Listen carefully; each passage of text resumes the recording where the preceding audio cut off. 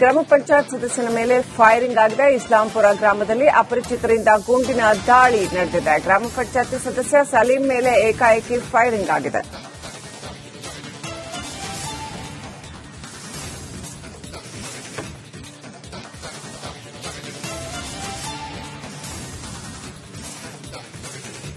ಸಲೀಂ ಕೈಗೆ ಗುಂಡು ಹಾರಿಸಿ ದುಷ್ಕರ್ಮಿಗಳು ಪರಾರಿಯಾಗಿದ್ದಾರೆ. ನೆಲಮಂಗಲ ಖಾಸಗಿ ಆಸ್ಪತ್ರೆಯಲ್ಲಿ ಗಾಯಾಳು ಸಲೀಂಗೆ ಚಿಕಿತ್ಸೆ ಕೊಡಿಸಲಾಗ್ತಾ ಇದೆ. ಏಕಾಏಕಿ ಫೈರಿಂಗ್ ಮಾಡಿ ಪರಾರಿಯಾಗಿದ್ದಾರೆ. ಇಸ್ಲಾಂಪುರ ಗ್ರಾಮದಲ್ಲಿ ಅಪರಿಚಿತರಿಂದ ಗುಂಡಿನ ದಾಳಿ ನಡೆದಿದೆ.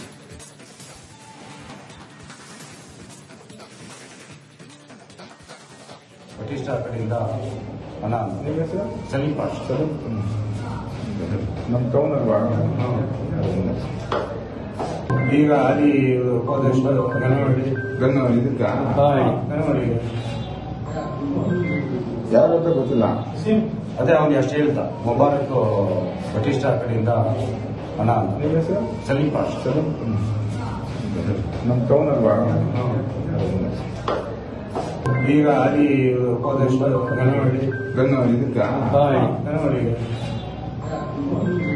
ಯಾರು ಅಂತ ಗೊತ್ತಿಲ್ಲ. ಅದೇ ಅವನಿಗೆ ಅಷ್ಟು ಹೇಳ್ತಾ ಮುಬಾರಕ್ ಬಟಿಸ್ಟಾ ಕಡೆಯಿಂದ ಹಣ ಸಲೀಂ ಪಾಷ ನಮ್ಮ ಟೌನ್ ಅಲ್ವಾ? ಈಗ ಅಲ್ಲಿ ಗನ್ನು ಇದಕ್ಕ ಯಾರು ಅಂತ ಗೊತ್ತಿಲ್ಲ. ಅದೇ ಅವನಿಗೆ ಅಷ್ಟು ಹೇಳ್ತಾ ಮುಬಾರಕ್. ಆರೋಪಿಗಳ ಪತ್ತೆಗೆ 2 ತಂಡಗಳನ್ನು ರಚನೆ ಮಾಡಲಾಗಿದೆ. ಆದಷ್ಟು ಬೇಗ ಆರೋಪಿಗಳನ್ನು ಬಂಧಿಸ್ತೀವಿ ಅಂತ ಬೆಂಗಳೂರು ಗ್ರಾಮಾಂತರ ಎಸ್ಪಿ ಸಿಕೆ ಬಾಬಾ ಹೇಳಿಕೆ ಕೊಟ್ಟಿದ್ದಾರೆ. ಗ್ರಾಮ ಪಂಚಾಯತ್ ಸದಸ್ಯನ ತೋಳಿನ ಕೆಳಗೆ ಗಾಯ ಆಗಿದೆ. 2021ರಲ್ಲಿ ಇದೇ ವ್ಯಕ್ತಿ ಮೇಲೆ ಅಟ್ಯಾಕ್ ನಡೆಸಲಾಗಿತ್ತು. ಅವರೇ ಮತ್ತೆ ಗುಂಡಿನ ದಾಳಿ ನಡೆಸಿರೋ ಆರೋಪ ಕೇಳಿ ಬರ್ತಾ ಇದೆ ಅಂತ ಸಿಕೆ ಬಾಬಾ ಹೇಳಿದ್ದಾರೆ.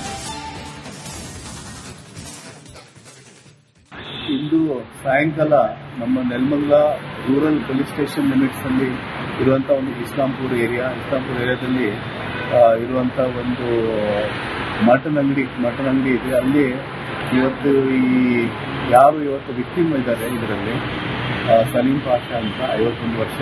ಅವರು ಒಂದು 3-4 ಜನ ಆ ಏರಿಯಾದಲ್ಲಿ 3-4 ಜನ ಜೊತೆಗೆ ಮಾತಾಡಬೇಕಾದಾಗ ಅಲ್ಲಿ ಒಬ್ಬ ವ್ಯಕ್ತಿ ಬಂದ್ಬಿಟ್ಟು ಹಿಂದೆ ಯಾರೋ ಅಟ್ಯಾಕ್ ಮಾಡಿಸಿದ ಒಂದು ಹೆಸರನ್ನು ತಗೊಂಡ್ಬಿಟ್ಟು ಅವರಿಗೆ ಒಂದು ಒಂದು ರೌಂಡ್ ಶೂಟ್ ಮಾಡಿದ್ದಾರೆ.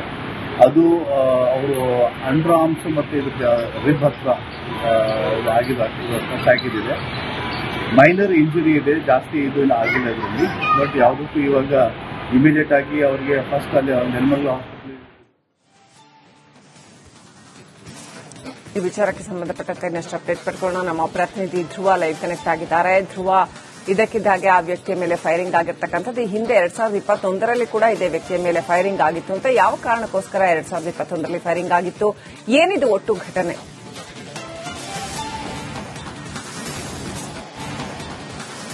ಶ್ರೀಲಕ್ಷ್ಮಿ, ಈ ಸಲೀಂ ಏನಿದ್ದಾನೆ ಇಸ್ಲಾಂಪುರ ಗ್ರಾಮ ಪಂಚಾಯಿತಿಯ ಸದಸ್ಯ. ಹಳೆ ವೈಷಮ್ಯದ ಹಿನ್ನೆಲೆ ಅಟ್ಯಾಕ್ ಆಗಿದೆ ಅಂತ ಹೇಳ್ತಾರೆ.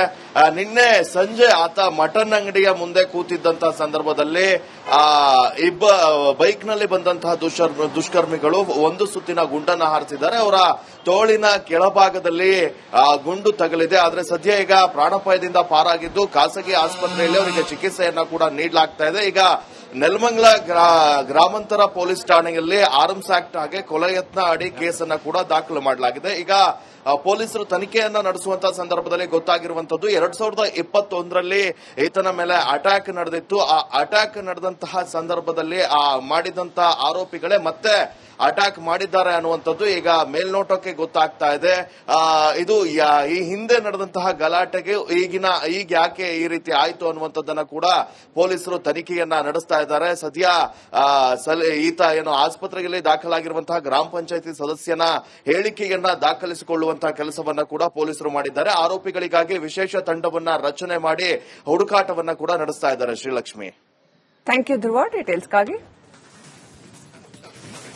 ಯಲಮಂಗಲದಲ್ಲಿ ಗ್ರಾಮ ಪಂಚಾಯತ್ ಸದಸ್ಯನ ಮೇಲೆ ಫೈರಿಂಗ್ ಆಗಿದೆ. ಇಸ್ಲಾಂಪುರ ಗ್ರಾಮದಲ್ಲಿ ಅಪರಿಚಿತರಿಂದ ಗುಂಡಿನ ದಾಳಿ ನಡೆದಿದೆ. ಗ್ರಾಮ ಪಂಚಾಯತ್ ಸದಸ್ಯ ಸಲೀಂ ಮೇಲೆ ಏಕಾಏಕಿ ಫೈರಿಂಗ್ ಆಗಿದೆ.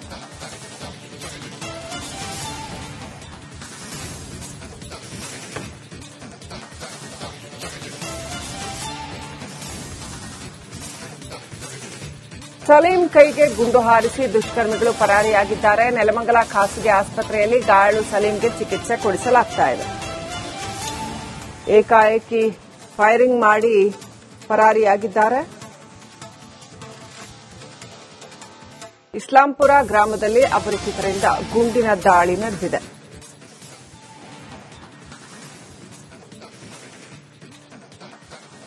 ಬ್ರಿಟಿಷ್ ಕಡೆಯಿಂದ ಹಣ ಸಲೀಂ ಪಾಷ ನಮ್ಮ ಟೌನ್ ಅಲ್ವಾ? ಈಗ ಅಲ್ಲಿ ಗನವಳ್ಳಿ ಇದಕ್ಕ ಗನವಳ್ಳಿ ಯಾರು ಅಂತ ಗೊತ್ತಿಲ್ಲ. ಅದೇ ಅವನಿಗೆ ಅಷ್ಟೇ ಹೇಳ್ದ ಮುಬಾರಕ್ ಬ್ರಿಟಿಷ್ ಕಡೆಯಿಂದ ಹಣ ಸಲೀಂ ಪಾಷ ನಮ್ಮ ಟೌನ್ ಅಲ್ವಾ? ಈಗ ಅಲ್ಲಿ ಗನವಳ್ಳಿ ಇದಕ್ಕ ಗನವಳ್ಳಿ ಯಾರು ಅಂತ ಗೊತ್ತಿಲ್ಲ. ಅದೇ ಅವನಿಗೆ ಅಷ್ಟೇ ಹೇಳ್ದ ಮುಬಾರಕ್ ಬ್ರಿಟಿಷ್ ಕಡೆಯಿಂದ ಹಣ ಸಲೀಂ ಪಾಷ ನಮ್ಮ ಟೌನ್ ಅಲ್ವಾ?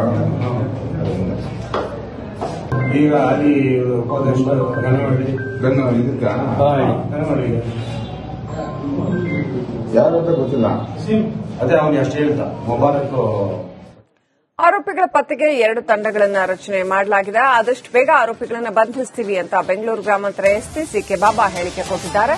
ಗ್ರಾಮ ಪಂಚಾಯತ್ ಸದಸ್ಯನ ತೋಳಿನ ಕೆಳಗೆ ಗಾಯ ಆಗಿದೆ.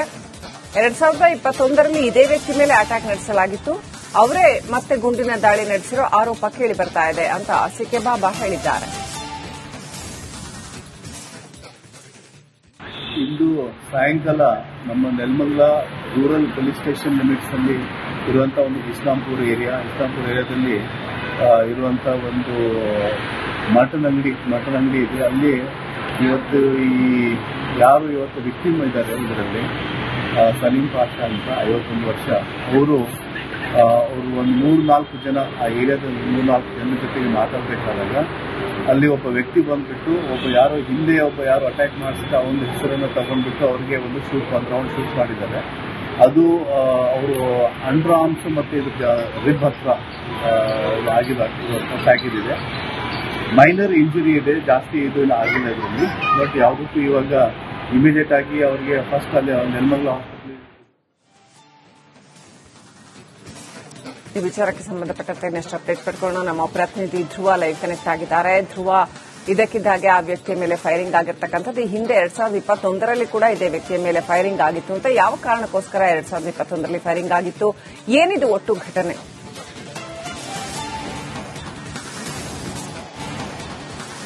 ಶ್ರೀಲಕ್ಷ್ಮಿ, ಈ ಸಲೀಂ ಏನಿದ್ದಾನೆ